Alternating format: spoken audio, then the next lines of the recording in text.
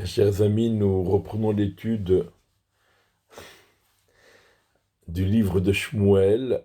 Nous sommes donc dans le livre de Shmuel Aleph et nous sommes au Pérec Tedvav. Dans ce Pérec, le texte est bien connu puisque c'est l'Haftara que nous lisons à l'occasion de Shabbat Zachor à propos de la guerre que Shaoul a menée contre Amalek.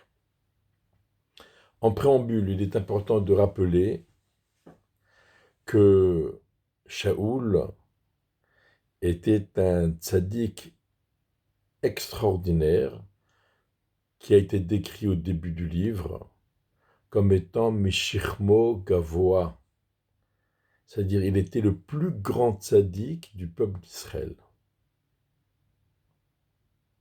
Il faut bien comprendre que quoi que nous puissions dire, nous parlons à nous-mêmes et nous ne parlons pas sur Shaoul.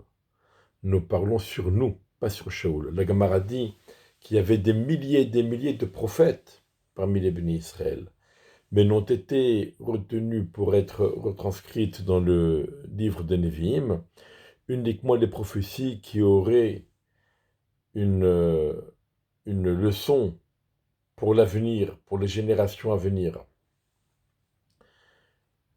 Or, si les personnages dont nous parlons sont un si grand niveau, alors qu'est-ce que nous allons apprendre d'eux?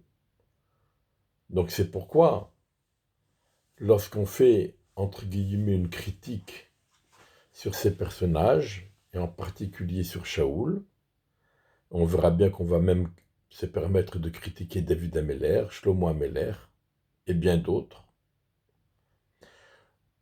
En vérité, on ne critique pas le personnage, parce que le personnage est totalement hors de notre portée. On se critique nous-mêmes. Le personnage nous permet de cerner un problème au travers d'une étude sur le personnage. On cerne un problème et on en parle comme on se parlerait à nous-mêmes. On ne parle pas sur des personnages extraordinaires des livres du Tanakh. De même, pour un exemple tout simple à propos d'Adam Arishon. Adam a fauté, et donc c'était une catastrophe. Et on a l'impression qu'Adam est devenu Chas Shalom. Or, la Gemara nous dit que Rabbi Bana'a a été autorisé à rentrer, à pénétrer dans Meharat Amarpela pour prendre des mesures de la grotte.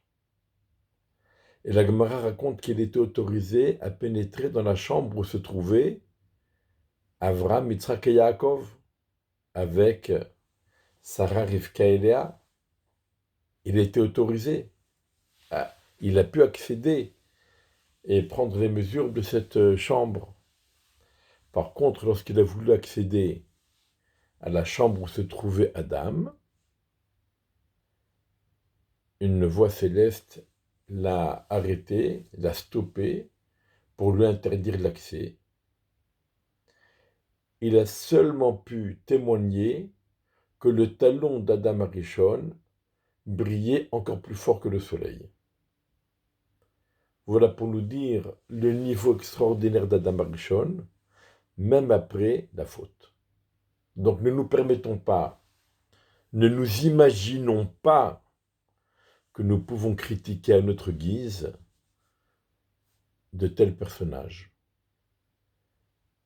Mais comme ce sont des personnages qui font partie du Tanakh, le Tanakh c'est un livre que l'on doit étudier, donc au travers de l'étude, on se porte des critiques, des leçons pour nous-mêmes.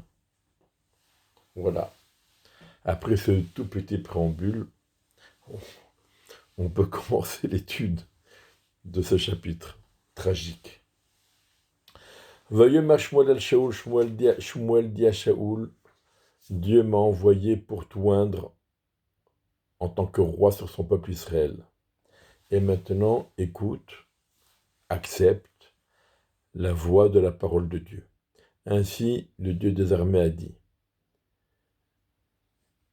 Pakadati, pakati, ça veut dire je me souviens, mais pas dans le sens de quelqu'un qui oublie qui se souvient, mais ça veut dire je reprends le dossier de ce qu'a fait Amalek envers Israël,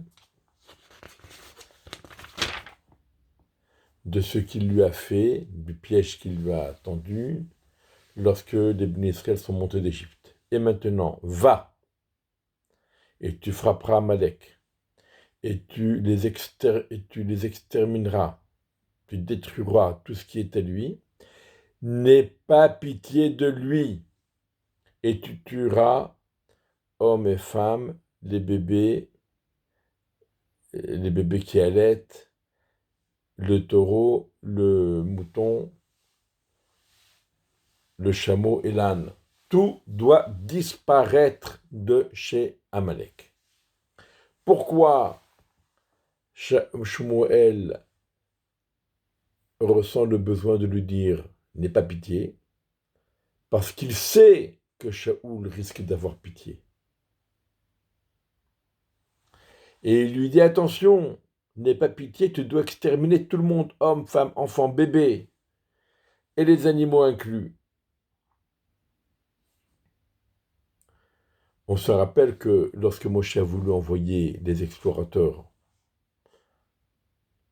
il avait prié et changé le nom de Yoshua bin Nun. Il lui avait dit, au lieu de Hoshea, tu t'appelleras Yoshua, que Dieu te protège du complot des explorateurs. Ça veut dire que Moshe, il avait flairé le problème. Ici aussi, Shmuel flaire le problème. Il met en garde Shaoul. Vaishama Shaoul etam, Shaoul a rassemblé le peuple et il les a recensés avec des moutons. Donc, le premier recensement que Shaoul avait fait, c'était avec des bouts d'argile. Et maintenant, il recense avec des moutons. On voit donc l'évolution économique, financière. Shaoul, maintenant, s'est enrichi. Et donc, il y a 200 000 soldats. On se rappelle, la fois précédente, on était à 3 000, ils ont tous déserté. 200 000 soldats, à Seret Alifim et Ish Yehuda. Il y avait 10 000 de la tribu de Yehuda. Shaoul est venu jusqu'à la ville d'Amalek et il s'est disputé à Banahal, dans la vallée. Ça veut dire qu'il a cherché des provocations. Il a fait des provocations, des histoires pour provoquer à la guerre. Mais Rashi rapporte une autre explication. Vayarev Banahal, ça veut dire que Shaoul n'était pas d'accord avec cet ordre de Dieu de tuer tout le monde. En quoi les bébés sont fautifs, en quoi les animaux sont fautifs. Shaoul, déjà à ce moment-là, il est dans le doute. Et il se dit, pourquoi tuer tout le monde? Pourquoi tout exterminer? On voit bien que la Torah fait très attention à la vie. Et là, on me demande d'exterminer tout un peuple. Donc, Shaoul doute à propos de cette mitzvah. Or, nous savons que dès que les bénis Israël sont rentrés, ont conquis Eretz Israël, il y a 3 mitzvot qui s'imposent à eux. Premièrement, la nomination du roi. Deuxièmement, l'extermination de Amalek et d'en effacer le souvenir. Et troisièmement, la construction du Beth Amikdash. Alors, Shaoul dit au Kéni, allez, séparez-vous, descendez de parmi les Amalécites, de peur que je ne te joigne à eux pendant la guerre, alors que toi, tu as fait du bien avec tous les bénis Israël lorsqu'ils sont montés d'Égypte. Et le Kéni s'est séparé de Amalek. Donc le Kéni, c'est les descendants de Yitro. Où est-ce qu'on a vu que Yitro a fait du bien avec tous les bénis Israël? Certains disent c'est à l'occasion de la Séouda Yitro. Lorsque Yitro avait rejoint les bénis Israël au Sinaï, et le jour de son arrivée, il avait organisé une grande Séouda. Ça s'appelle qu'il a fait du bien avec tous les bénis Israël. D'autres disent c'est le fait qu'il ait donné des bons conseils à Moshe pour organiser l'infrastructure judiciaire. Ça s'appelle qu'il a fait du bien avec tous les bénis Israël. Et encore un troisième avis, le fait que Yitro ait recueilli Moshe quand il s'est enfui d'Égypte, ça s'appelle qu'il a fait du bien avec tous les bénis Israël. Quand quelqu'un fait du bien avec un chef d'Israël, avec un tzaddik parmi les bénis Israël, c'est considéré qu'il a fait du bien avec tout le peuple. Et donc Shaoul dit au Kéni de s'éloigner. Shaoul a frappé Amalek depuis Havila sur le chemin de Chour, qui se trouve en direction de l'Égypte. Il a attrapé Agag, le roi de Amalek, vivant, et tout le peuple les a exterminés au fil de l'épée. Et ensuite, Shaoul a eu pitié, ainsi que le peuple, sur Agag et sur les meilleurs du petit bétail et du gros bétail, des animaux qui étaient très gros et très gras, et sur tout ce qui était bon. Ils n'ont pas voulu les éliminer. Par contre, tout le bétail qui était dérisoire, Nemivza Venameh, ça veut dire que c'était dérisoire, c'était sans importance, ça, ils l'ont exterminé. Donc il faut bien faire attention. Dans le pastouk, c'est marqué que Shaoul a eu pitié, ainsi que le peuple, sur Agag et sur le troupeau. Et c'est pour cela qu'ils n'ont pas voulu les exterminer. Bon. Ce fut la parole de Dieu à Shmuel en disant « Je regrette d'avoir élu comme roi, choisi comme roi Shaoul, car il s'est détourné de moi et il n'a pas accompli ma parole. » Shmuel s'est emporté et il a prié Dieu toute la nuit. Shmuel aimait Shaoul. Quand Shmuel a vu Shaoul pour la première fois, il a compris l'extrême grandeur de Shaoul, le niveau extraordinaire de Shaoul, et il l'a embrassé. Et comme maintenant, et c'est pas la première fois, Hachem dit à Shmuel que Shaoul s'est détourné de Dieu et n'a pas accompli l'ordre qui lui a été donné. Shmuel s'est emporté, ça ne veut pas dire qu'il s'est mis en colère, qu'il s'est énervé, mais ça veut dire qu'il a eu très très mal. Il a été extrêmement peiné, il a prié toute la nuit. Et malgré tout, bien que Shmuel était âgé, alors pas âgé dans le nombre d'années, puisque il est mort à 52 ans, mais Akadosh Baruch Hu l'avait vieilli, comme on voit dans la Mishnah, à propos de Rabbi Elazar ben Azaria qui dit Ariani que ben Shivim Shana. C'est comme si j'avais 70 ans. Il en avait 18, mais il avait l'air d'en avoir 70. Et Shmuel également, même s'il était relativement jeune, mais il avait l'air très âgé. Shmuel s'est levé tôt pour aller à la rencontre de Shaoul le matin. Il fut rapporté à Shmuel, Ba Shaoul à Carmela, que Shaoul se dirigeait vers Carmela, et que il Mativ Loyad, il prépare là-bas un hôtel, A-U-T-E-L, un misbéar, pour apporter des sacrifices en l'honneur d'Hachem. Et d'autres expliquent que Mativ Loyad, ça veut dire il organise une place où ils vont pouvoir partager le butin. Vayisov, Vayavor, Derer, Vayered à Gilgal. Donc Shmuel s'est détourné, il est passé, il est descendu vers le Gilgal. Shmuel a rejoint Shaoul. Et Shaoul lui dit, viens, sois béni par Hachem, j'ai accompli l'ordre de Dieu. Shaoul dit à Shmuel, j'ai accompli l'ordre de Dieu. Il accueille Shmuel avec joie. Vayomer Shmuel, Omer Kodatzonazé Boznai. Et c'est quoi la voix de ce troupeau qui monte à mes oreilles?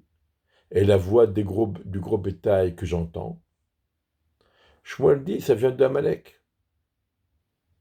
Ils les ont rapportés d'Amalek. Le peuple a eu pitié sur le meilleur du petit bétail et du gros bétail, afin de l'offrir en sacrifice pour Hachem. Et tout le reste, nous l'avons éliminé. Donc je ne dis pas, j'ai eu pitié, le peuple a eu pitié. Le meilleur, en l'honneur d'Hachem, pour faire des sacrifices.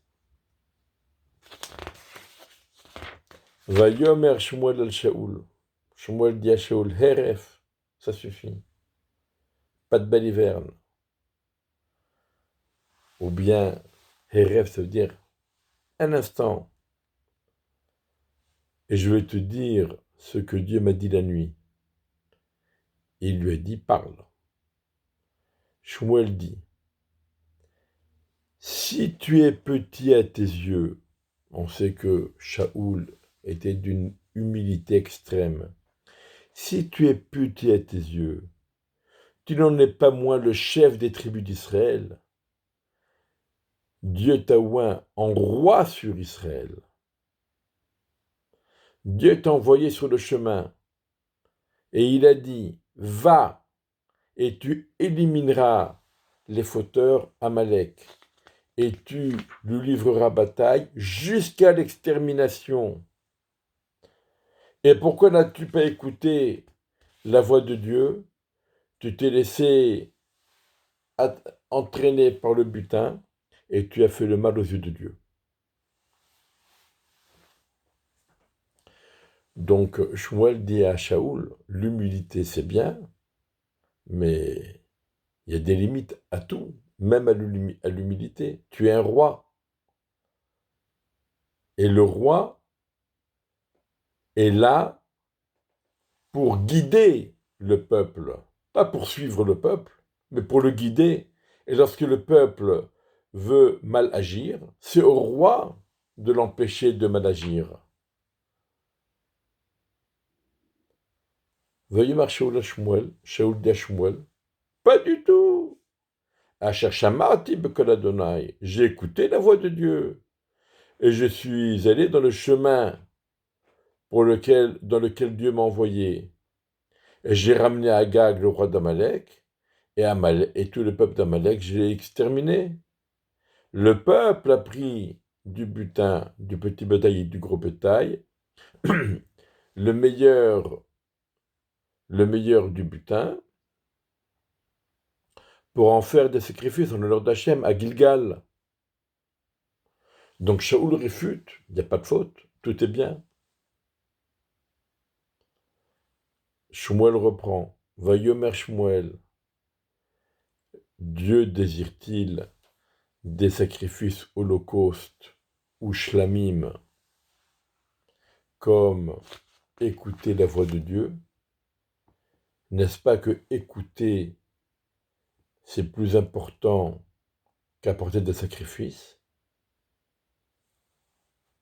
Écouter, c'est plus important que d'apporter les plus gras des béliers. Les sacrifices, c'est bien, mais écouter la voix de Dieu, obéir, accepter, se soumettre, c'est encore plus important. C'est l'essentiel. Ki hatat kesem meri, ve'aven utrafim aftsar. Meri, c'est la rébellion.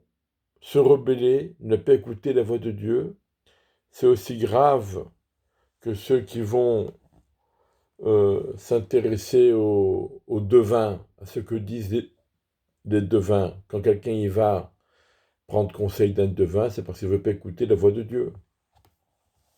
De même, quand on va chercher des conseils chez des gourous et toutes sortes d'amulettes et de ceci, cela, cette faute-là, c'est la même chose que celui qui insiste et qui ne veut pas accepter la voix de Dieu. Celui qui insiste et qui refute et qui s'insurge contre l'ordre de Dieu, c'est aussi grave que celui qui va chercher des amulettes et des conseils chez toutes sortes de gourous. Parce que tu as méprisé la voix de Dieu, Dieu t'a méprisé d'être roi, de la royauté. Et là, Shmuel commence à comprendre. Shaoul commence à comprendre. Veuillez ma Shmuel.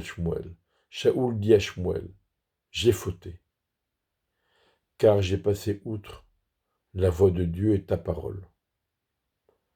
Parce que j'ai eu peur du peuple et j'ai écouté leur voix. Donc, c'est vrai, j'ai fauté, mais j'ai une excuse. C'est le peuple qui m'a fait peur. Et maintenant, supporte ma faute et viens avec moi et je me prosternerai devant Dieu. Shmuel dit à Shaoul, je ne retournerai pas avec toi, car tu as méprisé la parole de Dieu, et Dieu t'a méprisé d'être roi sur Israël. On voit la force de caractère de Shmuel. Shmuel n'accepte pas les excuses de Shaoul. Tu reconnais ta faute, mais tu la mets sur le dos de quelqu'un d'autre. C'est comme Adam. Qu'est-ce qu'il a dit à Dieu? Donc pourquoi tu as mangé le fruit que je t'avais interdit de consommer? C'est la femme que tu m'as donnée qui m'a donné. C'est elle. Et la femme, c'est le nachash. Chacun reporte la faute sur le dos de quelqu'un d'autre. Donc Shmuel n'accepte pas. Et parce qu'il n'accepte pas, malgré les sentiments qu'il avait pour Shaoul, il lui dit la vérité. Dieu, tu as méprisé Dieu, Dieu te méprise. Shmuel s'est retourné pour aller. Il a attrapé le pan de son manteau et il a été déchiré.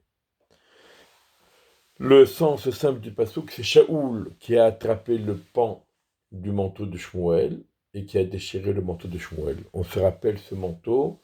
Depuis son plus jeune âge, sa maman lui confectionnait le manteau et le lui apportait au Beth Amikdash, au Mishkan de Shiloh, où Shmuel restait pour servir Dieu. Shmuel est son manteau et Shaoul l'a déchiré. Et certains disent que c'est Shmuel qui a déchiré le manteau de Shaoul. Vayomer Elav Shmuel, Shmuel lui a dit, Dieu a déchiré le royaume d'Israël de chez toi aujourd'hui. Et il l'a confié à ton prochain qui est mieux que toi. Ça y est, tu peux faire tchouva autant que tu veux. C'est bien de faire tes tchouva. Mais roi, tu ne seras plus. Pourquoi? Parce que Dieu a donné la royauté, l'a confié à quelqu'un d'autre. Normalement, on sait très bien que normalement, la royauté appartient à la tribu de Yehuda. Alors pourquoi elle a été donnée à Binyamin? Tout simplement parce que c'est Binyamin qui devait jouer ce rôle d'exterminer Amalek. Et c'est pour ça que Shaoul a été oint, Shaoul qui est de la tribu de Binyamin a été oint, pour qu'il puisse mener cette mission à bien et exterminer Amalek. On sait que le premier à s'être battu contre Amalek, c'est Yoshua bin Nun qui est de la tribu de Yosef. Et on sait que le prochain, ce ce sera Mordechai qui est de la tribu de Binyamin. C'est pour ça que Shaoul a été nommé roi.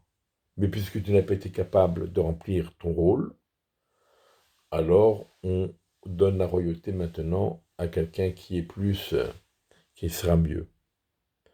Vegam Netzar Yisrael lo yishaker velo yinahem, Akadosh Baruch Hu, qui est la puissance d'Israël, qui représente l'éternité d'Israël, qui assure la victoire à Israël. Il ne ment pas et il ne regrette pas.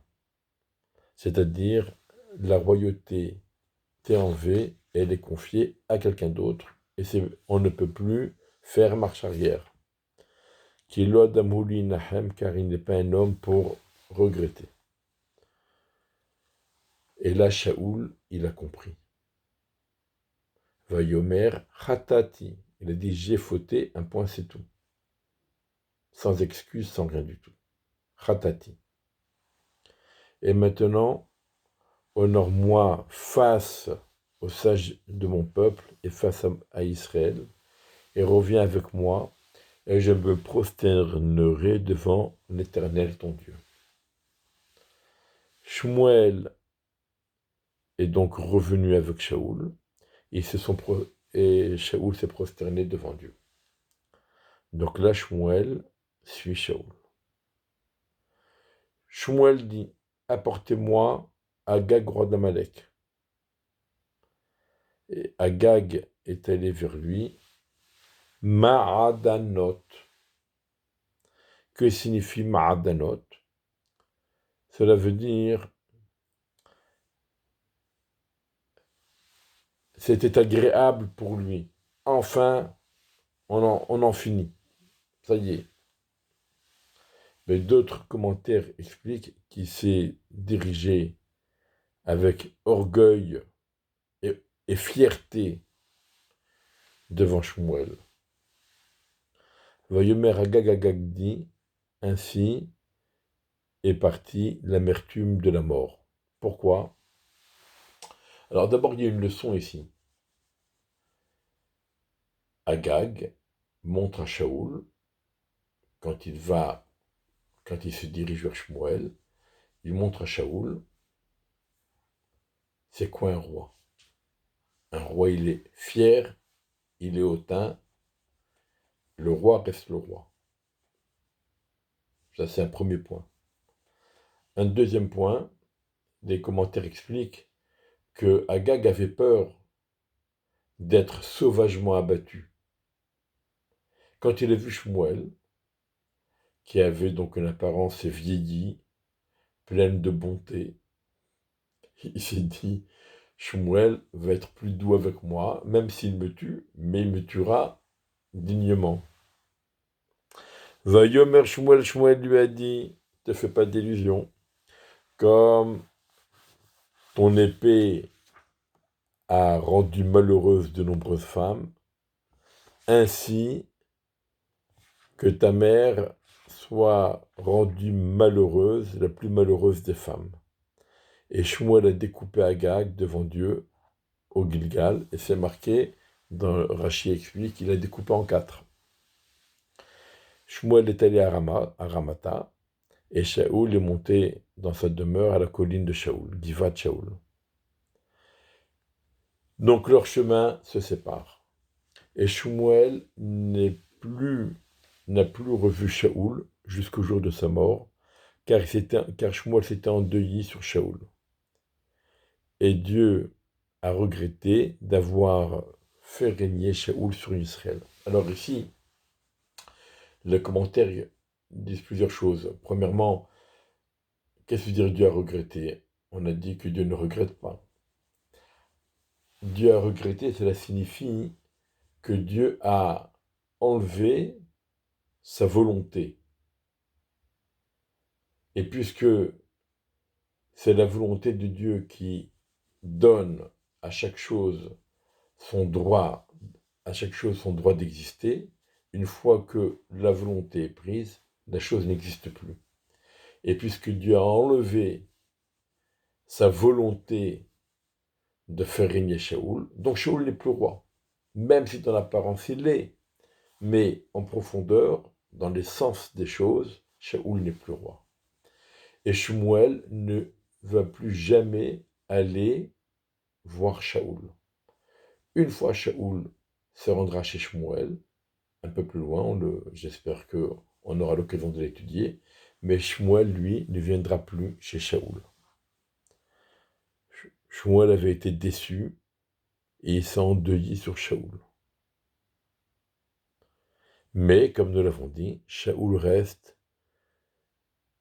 le tzaddik le plus grand et le plus humble de tout Israël à cette époque-là.